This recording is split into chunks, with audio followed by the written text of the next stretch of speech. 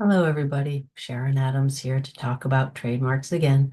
And today I'm going to be talking about how a distinctive trademark is the best kind of trademark and how having a trademark can strengthen your online presence and your brand.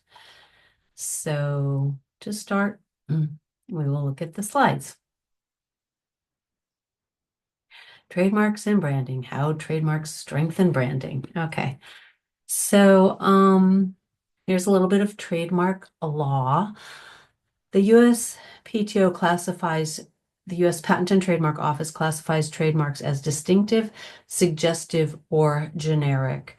And then distinctive trademarks have two categories within them, and they can be either arbitrary or fanciful.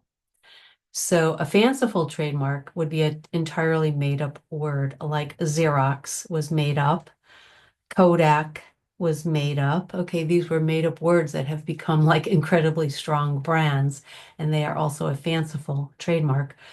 And an arbitrary trademark is a word that has a meaning, but the meaning of that word is not related to the trademark goods or services. It's arbitrary. So, for example, Amazon has nothing to do with an online retail store, which is what Amazon, of course, Amazon.com is all about, an online retail store. Google is, many things. One of them is a search engine, but the word Google is actually a mathematical number and again has nothing to do with an online search engine. So these are arbitrary words that have become a very strong brand. Now, a suggestive trademark would be something like your accountant. It suggests what it is, like, hey, you're looking for an accountant? Go to your accountant.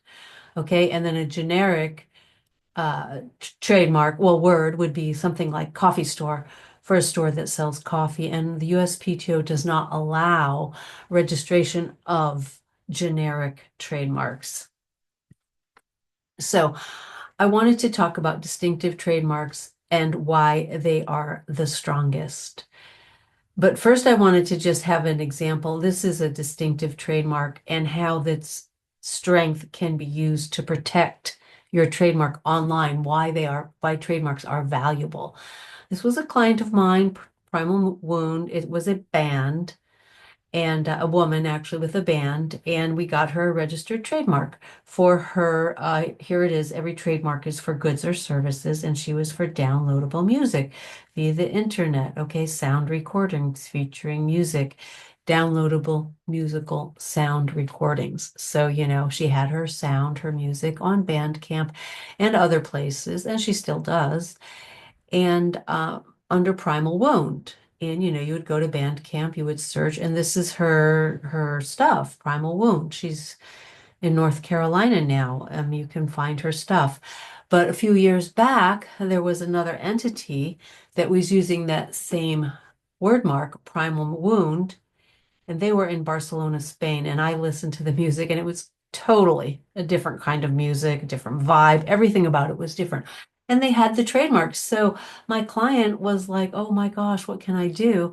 And we decided to go through the online reporting service that, pretty much every online account, Instagram, Facebook, any kind of online social media has an online way to report. And one of the things that they can do, you can report, is if you are the rights holder and your rights you believe are being violated. And in this case, she claimed she was the rights holder, she attached, they asked for evidence, her registered trademark showing she's got this trademark rights in the United States.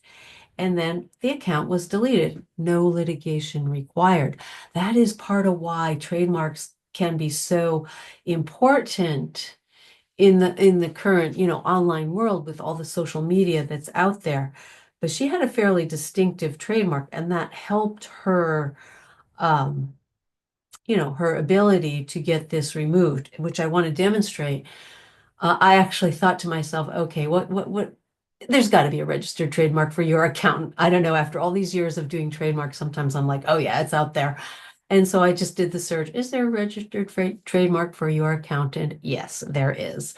I have nothing to do with this trademark. Okay, it's a public record, and I just searched for it and found it. Now, in my opinion, this is a descriptive trademark. Um, Part of the reason why you know it's at least somewhat descriptive is because the word accountant is in it, and you'll see that there is no claim to make, no claim is made to the exclusive right to use, quote, accountant, end quote, apart from the mark as shown. That's called a disclaimer. And that means that in this word, this person, nobody can claim the word accountant. In other words, other people can have trademarks that use the word accountant. All right. The only rights that this person has is to the phrase your accountant together. And the other reason why you know that this is a descriptive trademark is it's on the supplemental register. Okay, so trademarks that perhaps are not qualified to be on the principal register, sometimes the USPTO allows them to register on the supplemental register, which is an indication that they are somewhat descriptive. So I did another search for, yeah, then I searched online. I can tell from the ownership information, you go back here, you can see who the owner is, and you can find various information, and then you can go, I did a bit of a search. I believe, in my opinion, this is the your accountant with the trademark, youraccountant.biz.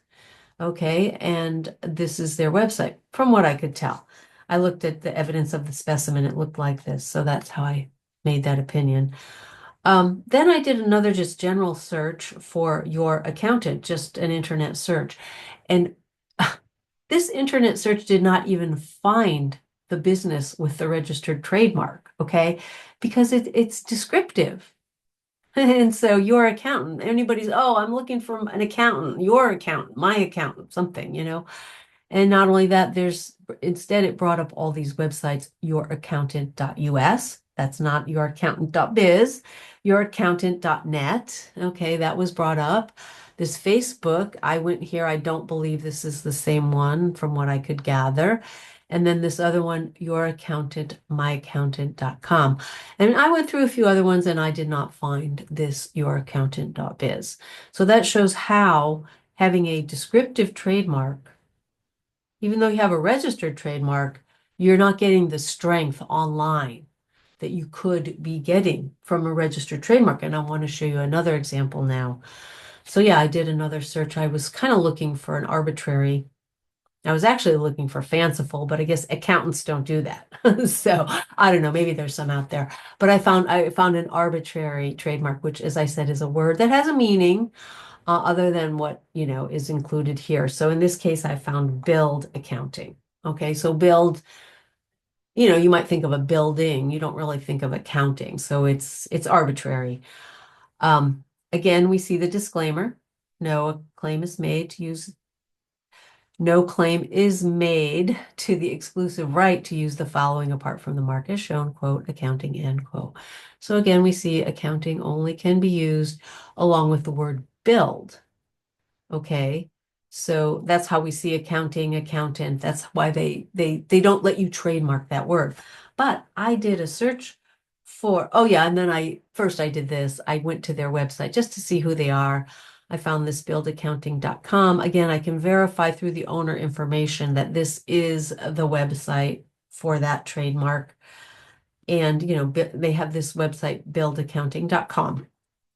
So then I did a internet search like I did before, and they came up, okay, all over the place. Buildaccounting.com, that's them. As I said, I looked at their, internet info.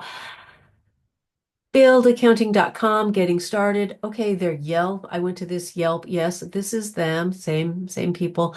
I went to the LinkedIn. Yep, this is the same Build Accounting. Looks like same guy. Build Accounting, software as a service. They have, this best practices. And then I did find Built Accounting. Now, as I said, this is an arbitrary trademark, so it's a real word. So Built, B-I-L-T, is also a real word, and it's close to build with a D at the end. So that's why, actually, that sort of is a bit of an explanation or evidence of why an arbitrary trademark is not quite as strong as a fanciful, because you can go out there and there's other things for built. Perhaps there's a claim that build accounting is, too close to build, but it's a claim, right? You would have to argue that. And maybe it's not, So again, that's just a little bit of evidence. But the key thing is that the internet search, if you are looking for build accounting, guess what? You're going to find it. So that whereas if you're looking for your accounting online, you might not find it. So this is just the last kind of point to make on that. Because obviously the word build could be used like for a building or for anything, for selling water filters. I don't know. So every trademark must go with specific goods or services. And in the trademark application, you have to say what your goods or services are. And you can't go on with the pages and pages of, well, we provide this service and we do that. And, sometimes when I go to people's websites for evidence in particular of services, that's what I see, a lot of language. And what filing a trademark can do, this isn't really the online feature, but this is just in terms of your own marketing. It focuses the message so the customer is clear because the whole point of a trademark from the U.S. Patent and Trademark Office perspective is that a customer can associate that trademark with specific goods or services. So if you say you have downloadable software, that's an app. That's an app that is downloaded to the phone or to your computer. And if you go to the website, it should be like, here's the app, download it here with a button, okay? Downloadable app, not like a bunch of language about what it does. You can have that, but have the specific thing. That's how it focuses the message. Or perhaps it's non-downloadable software. People get that confused, okay?